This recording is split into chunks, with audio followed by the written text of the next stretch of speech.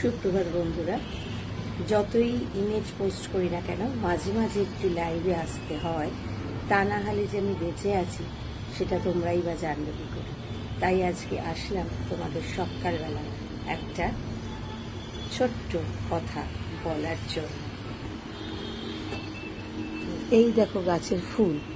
আমি শুধু ভাবি, একসময় আমরা বলতাম বা সবাই বলতে যে মানুষ হচ্ছে ভগবানের শ্রেষ্ঠ সৃষ্টি, কিন্তু এখন বুঝেছি মানুষ না, গাছের ফুল হচ্ছে ঈশ্বরের শ্রেষ্ঠ সৃষ্টি, যার ডালপালা কাঁটা থাকা সত্ত্বেও সে মানুষকে রং দেয়, গন্ধ দেয়, বর্ণ দেয়, শান্তি দেয়, ভালোবাসা দেয়।